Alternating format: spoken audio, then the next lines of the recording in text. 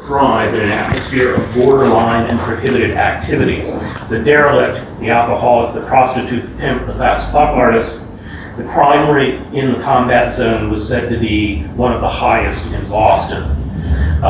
Physically, the combat zone was an admixture of sleazy hotels, nightclubs and lounges, and motion picture theaters featuring sexploitation movies, luncheonettes, variety shops, and inelegant retail stores. The report went on to describe the history and appearance of the adult stores in some detail, summing up that unlike most legitimate retail establishments, the adult bookstores make virtually no effort to create an attractive or inviting appearance. With the exception of one newly opened and freshly painted establishment, they were all, uniformly drab and bleak.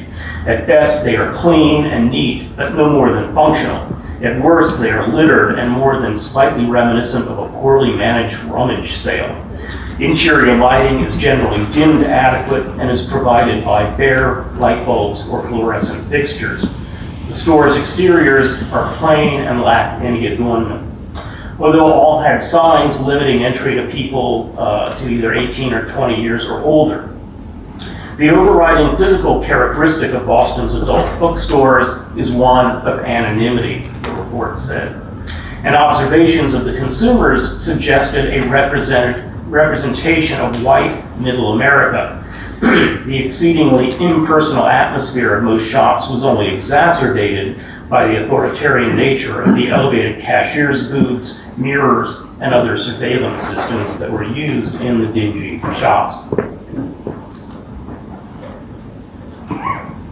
Writing about the city's attitude toward pornography in the Boston Globe in 1969, Robert Taylor concluded his piece as follows. "They were thrill-hungry, sensuous women," proclaimed the poster outside the theater on Lower Washington Street. Somebody had attempted to daub in blue knickers. The retouched poster, while not offending morality, at least succeeded in insulting taste.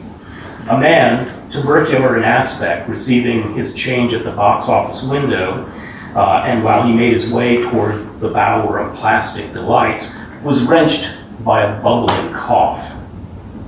A month later, a writer for the paper described the combat zone as consisting of jip joints, dirty movies, dirty bookstores, sailors' bars, and warned, "Stay out of the alleys," calling the area a sticky anachronism. Some writers were a little bit more flippant. In a 1970 Boston travel guide titled Boston Passport, which was essentially directed at students and young people, the section on the combat zone said the area could be done on a shoestring and reflected that if you are truly titillated by sordid attractions, mingle among the respectable middle-agers in the zone's many bookstores.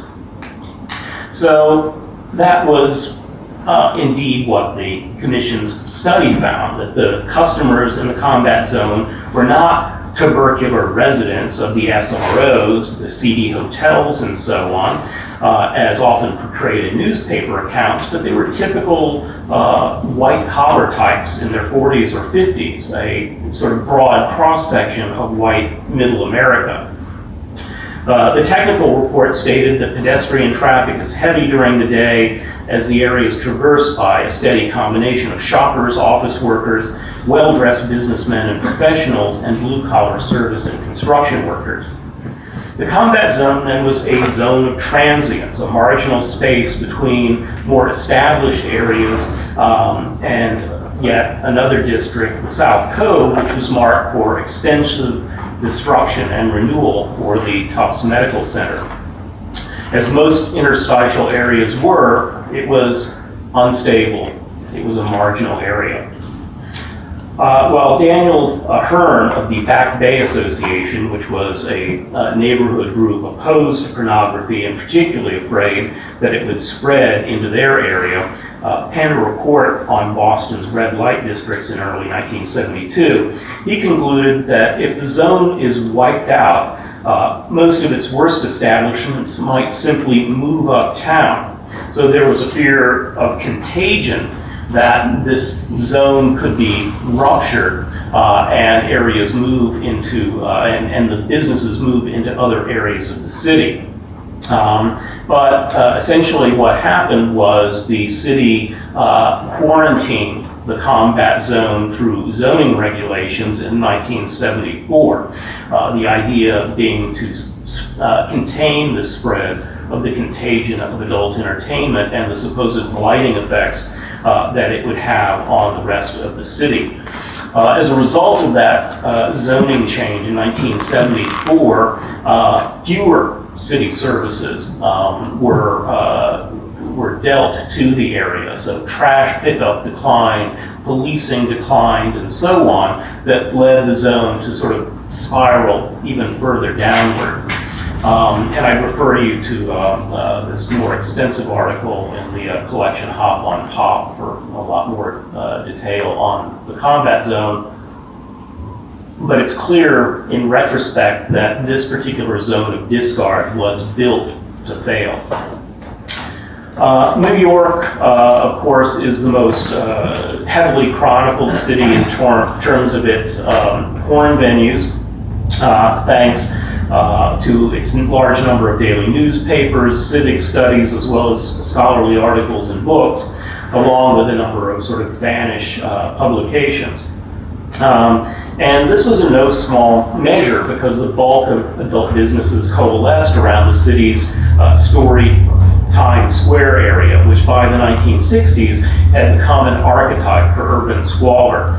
Adult businesses stretched from the Times Square west along 42nd Street to 8th Avenue and then up and down 8th Avenue, as well as to some parallel streets running north and south. This change didn't happen overnight.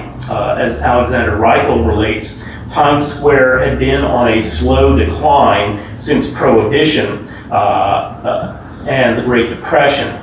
Completion of the Port Authority bus terminal on 8th Avenue, just south of 42nd Street, made the area even more of a place of transience. And by 1960, the block of 42nd Street between 7th and 8th was considered the worst in town. Some of Times Square's position can clearly be related to the fact that it too was a marginal area wedged between the Clinton neighborhood to the northwest, Midtown to the northeast, and the Garment District to the south. The Times estimated, New York Times estimated that there were 60 hardcore storefronts by 1970. In a rundown of the trends, writer Murray Schumacher painted a dire picture of spreading blight, one that was mafia-funded and had other businesses cowering. To quote the Schumacher article, businessmen and their associates are fearful that the sleazy, sometimes frightening atmosphere created by prostitution and pornography is a serious threat to the world-famous Theatrical district and the restaurants and hotels that depend heavily on it. He went on to write, the mayor, John Lindsay at the time, denied allegations that his un-city approach has caused mid-Manhattan to degenerate almost to an open city blighted by prostitution and pornography. And although the sex industry was very profitable, it was seen as depressing property uses and values. Responding to Schumacher's piece, Screw, the sex tabloid, the editor and publisher Jim Buckley indicated that adult businesses were proliferating because they were among the few businesses that could afford the staggering rents from $2,000 to $5,000 a month at the time for a tiny hole in the wall. The reason the bookstores are there, Buckley continued, is simple. No other business has the profit margin to afford the astronomical rents in the area. So the real blame for the truly sordid condition of Times Square can be laid squarely on those who own the buildings, the landlords, including the sanctimonious New York Times. Some real estate people rued the presence of the stores. Seymour Durst, who was an assembler of sites for redevelopment, called them a serious deterrent to the process. The adult shops often paid as much as double standard rent and were willing to even take month-to-month leases until the wrecking ball arrived.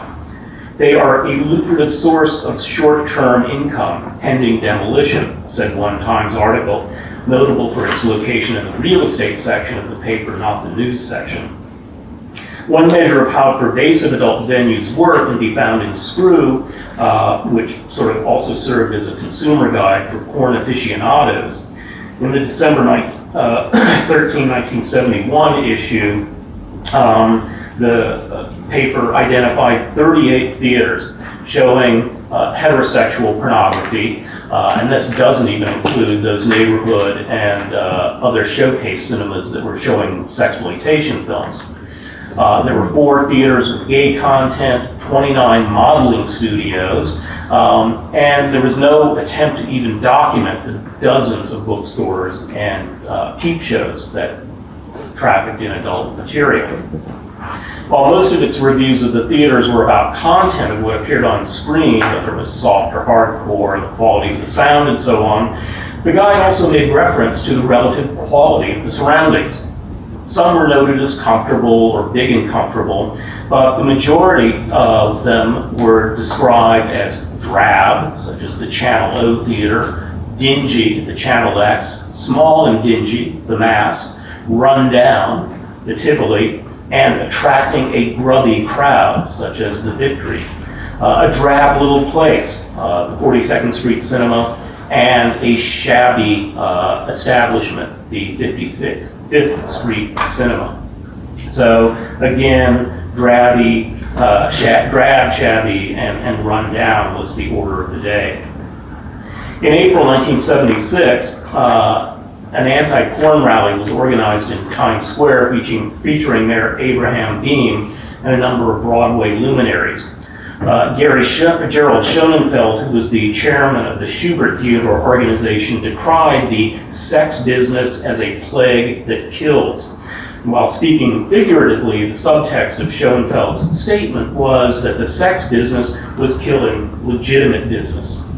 The rally, which was in support of tougher anti-prostitution measures, was allegedly designed to protect children as well as men who could not walk down 8th Avenue without being approached by aggressive prostitutes or pimps. Now, for some, embracing these marginal places and a marginal status could be, as Bell Hooks wrote, a site of creativity and power, that inclusive space where we recover ourselves, where we move into solidarity to erase the category colonizer-colonized. Marginality in this space is then a space of resistance.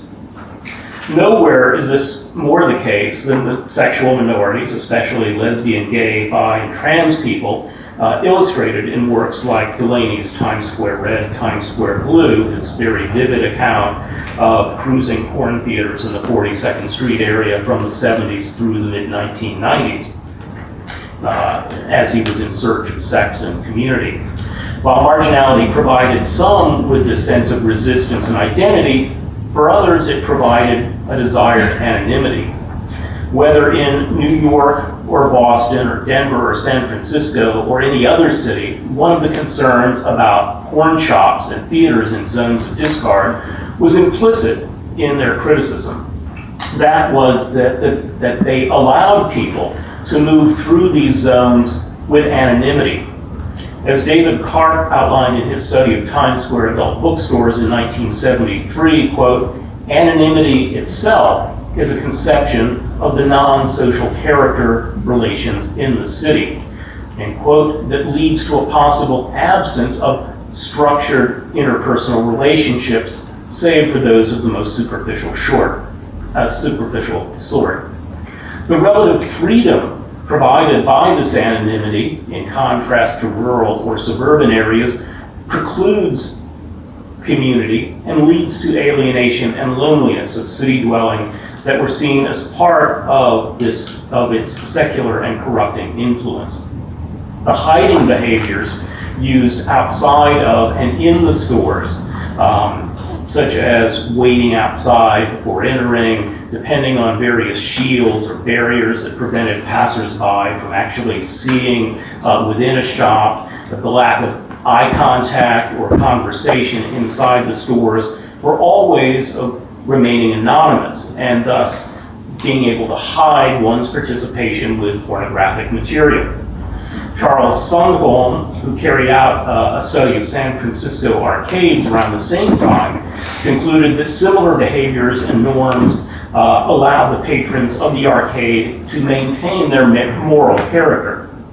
Observations in the technical report were also much the same. I don't think it's any stretch to suggest that critics of pornographic outlets were tacitly implying that the anonymity afforded by adult businesses in these zones of discard, the non-social nature of interactions unmoored from community, might lead to antisocial behavior. As San Francisco Board of Supervisors member Peter Tamaris put it at the time, these places attract incorrigibles and degenerates. They are hurting legitimate business in the area. Permissiveness begets permissiveness. Where does it end?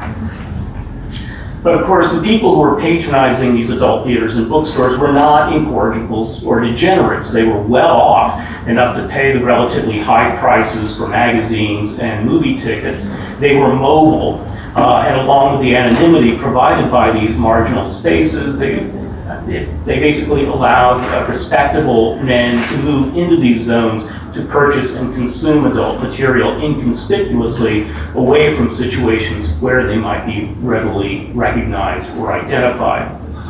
However, this didn't fit the dominant narrative about pornography at the time, any more than did the notion that a respectable white-collar professional could transform his identity into porn consumer.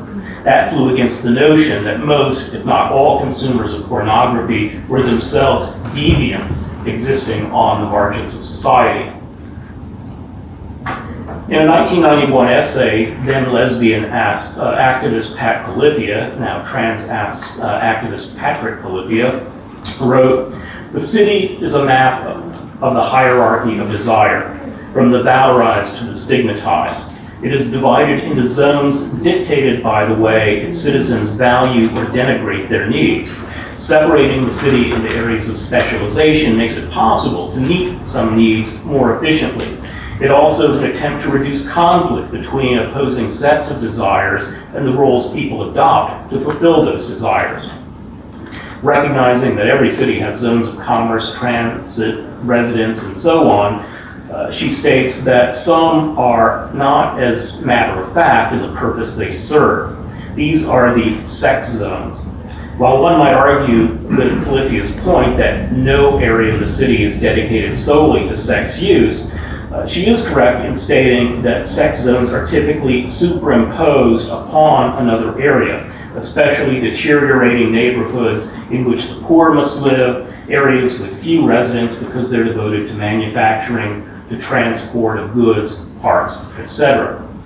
As Califia writes, "The map of the city pits responsibility against shiftlessness. Within the sex zone, the privileged are innocent, the poor are culpable. From those who have much, less is expected. Only those who have very little are expected to pay their dues." And cities at this time always made sure that people paid their dues. Cities tried a variety of strategies to deal with pornography and the supposed blighting effects it had on the cityscape in the 1970s. Boston's containment model destroyed dispersal tactics, but ultimately it was time that proved to be the best disinfectant. Time allowed zones of discard to become more valuable and gentrified, pushing out marginal businesses as well as the poor, artists, and the like. To wrap up, typically I like to end a presentation on some sort of a definitive note, but here I find it very difficult to do so. As porn has migrated to the virtual world, we see many similarities with the real world of the 1960s and 70s. This kind of gentrification that is happening. And here, this is the combat zone today, where we have a Ritz-Carlton. My office is right here on the far left of your screen.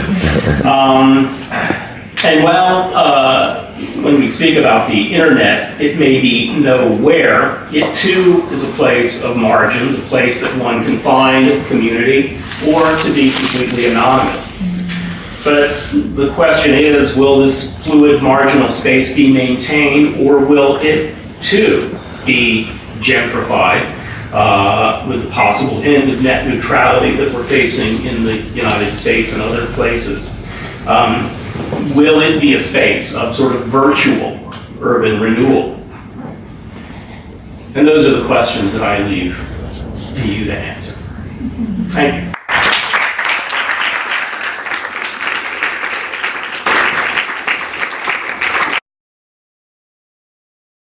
Production distribution to take place in some of these areas? That's a great question, Ollie. I think that in many of these cities, you know, the police just kind of stood back.